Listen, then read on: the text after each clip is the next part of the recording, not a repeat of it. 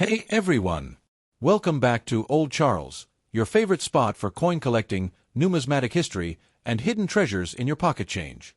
If you're into rare coins, silver finds, or just love uncovering the stories behind everyday money, you're in the right place.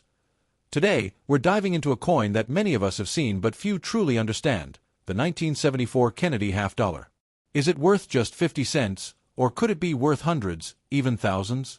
Let's find out. The Kennedy half-dollar was first minted in 1964, just months after the tragic assassination of President John F. Kennedy. The coin was intended as a tribute to the fallen president and quickly became a collector's item. Why 1974? The coin had already seen some big changes. The silver content, once 90% in 1964, was reduced to 40% in coins from 1965 to 1970. But by 1971, silver was completely removed, and the coins were minted in a copper-nickel-clad composition, which includes the 1974 half-dollar. Look at the obverse, and you'll see the profile of John F. Kennedy, facing left. Below the neckline is the mint year, 1974, and a reverse, you'll find the presidential seal, an eagle with a shield on its chest, holding arrows and an olive branch. Around the rim are the words United States of America and half-dollar. But here's the key, check the mint mark. If there's a small D or S under Kennedy's neck, that means it was minted in Denver or San Francisco. No mint mark means it came from Philadelphia. In short, most of them are not. The U.S. Mint struck over 200 million 1974 Kennedy half-dollars across all three mints. Philadelphia / 201 million Denver, D / 79 million San Francisco, S proof coins / 2.6 million. That makes the regular circulation versions quite common. However, there are a few key exceptions that can make these coins very valuable. Here's what to look for if you want to know if your 1974 half-dollar is worth more than face value. Coins in mint state, MS, condition, especially MS-65 or higher, can be worth $10, $50 or more. Graded coins in MS-67 can bring in $300, $500, depending on demand and quality. These were not intended for circulation. They have a mirror-like surface and were sold directly to collectors. A 1974 S-proof half-dollar can be worth $5, $20, depending on grade. Now this is where things get interesting. The most famous 1974 half-dollar error is the double die obverse, DDO, from the Denver Mint, known as the 1974 DDO Kennedy half-dollar. Natural light or a bright desk lamp help spot details. Use a 10x loupe or a coin microscope. Use verified images from PCGS, NGC, or other trusted sources. If you suspect you have an error or high-grade coin, consider sending it to a grading service like PCGS or NGC. While most 1974 half-dollars aren't worth more than 50 cents, there are rare varieties, error coins, and high-grade examples that can fetch serious money. It's all about knowing what to look for and taking the time to check your change. To really understand the 1974 Kennedy half-dollar, we need to go back a decade earlier, to 1963. That's when the world was shocked by the assassination of President John F. Kennedy.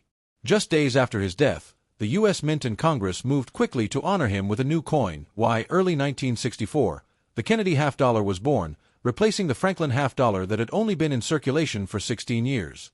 Americans lined up at banks to get one, not just as currency, but as a way to memorialize JFK.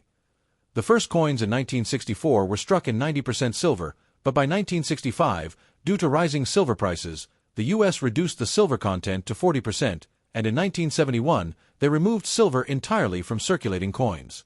That brings us to 1974. The 1974 Kennedy half-dollar was struck in copper-nickel clad, meaning it contains no silver. It was part of a period when the U.S. Mint was producing high quantities of coins, but actual usage in commerce was declining. People simply weren't using half-dollars as much anymore. They were too bulky, and vending machines didn't accept them. Still, the Mint continued to produce millions of them, mostly for collectors or for Federal Reserve stock. In 1974, the coins were minted in three locations: Philadelphia ***, no mint mark, Denver ***, marked with a D, and San Francisco, which produced proof versions only, marked with an S. Although these were not made with silver, they carry a unique place in U.S. coin history because of both their design and the legacy they honor. And interestingly, the following year, 1975, No half dollars bore a 1975 date. Why? Because the mint began preparing for the bicentennial issue, which would feature the dual date 1776. 1976 of the most important factors in determining the value of any coin, including the 1974 Kennedy half dollar, is its condition, also known as its grade. Let's break down what that means. Show signs of wear from use, scratches, dull surfaces, worn-down details. Most 1974 half dollars you find in pocket change or coin jars fall into this category. Have never been used in everyday transactions and retain their original mint luster. These are often found in collector rolls or sets. Coins are graded on the Sheldon scale, which ranges from 1 to 70. Very worn, only the basic design is visible. Moderate wear, major details visible. Light wear on the highest points. Slight traces of wear, almost mint condition. Uncirculated coins.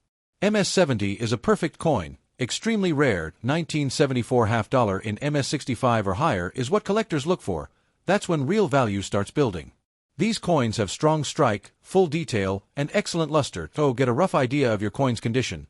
Use good lighting and a 10x magnifier. Compare with images from grading websites like PCGS, NGC, or AN8. Look at the high points of the design, Kennedy's hair, cheekbone, and the eagle's breast on the reverse. If you think your coin is a strong candidate for MS-65 or higher, consider professional grading. Most 1974 half dollars are only worth face value, but if you've got one in great condition, it could be worth much more, especially if it's uncirculated or has a rare error.